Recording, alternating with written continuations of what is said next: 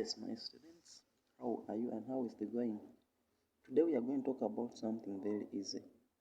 It's dealing with partial fractions.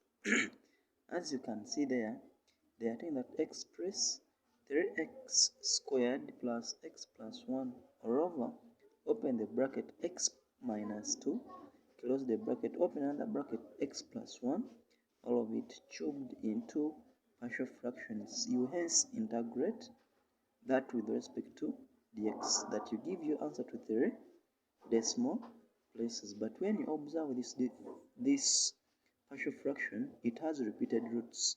That's under the x plus 1 cubed. So for you to handle such a number, you say 3x squared plus 1, 3x squared plus x plus 1 or over x minus 2, you close that bracket, open that bracket, x plus 1 cubed will equal to a over x minus 2 plus b over x plus 1 plus c over x plus 1 squared plus d over x plus 1 cubed.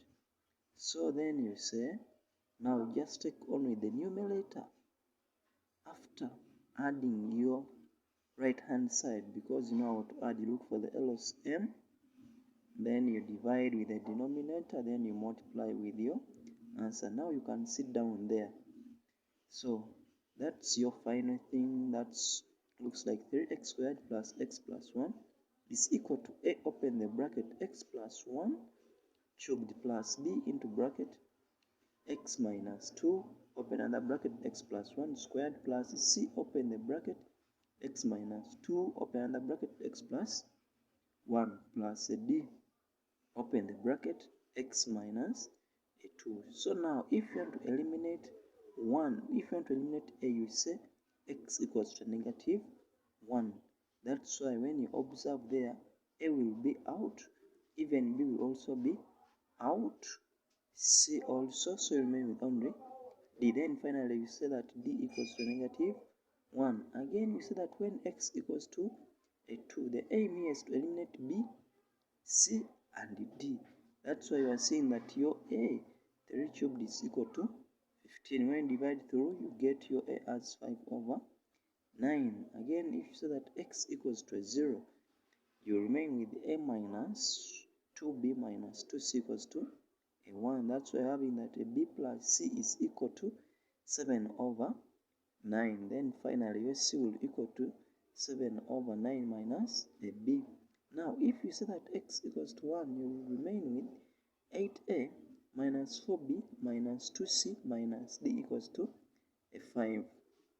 But remember, you have your a, you also have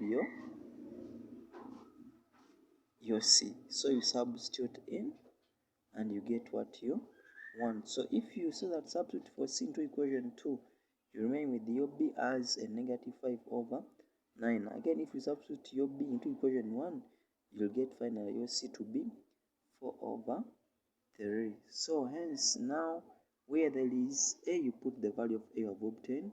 Where there is b, you put the value of b you have obtained. Where there is c, you do the same, even b. Then you finally came up with your answer, which you are able to see there. Now if you go to the nth part, that you integrate from 3, that's the lower limit, to the upper limit, which is a 4, you integrate 3x squared plus x plus 1 or over, open the bracket, x minus 2, close the bracket, open another bracket, x plus 1, all of it cubed. Dx will equal to a 5 over 9, because if you try to observe there, 5 over 9 is common. Now you introduce the integral sign on each of those functions on your right. That's why you can see. But let me assume that you know when are we supposed to bring ln. You bring ln when you differentiate the denominator and you get the upper and you get the numerator. That's when we use ln.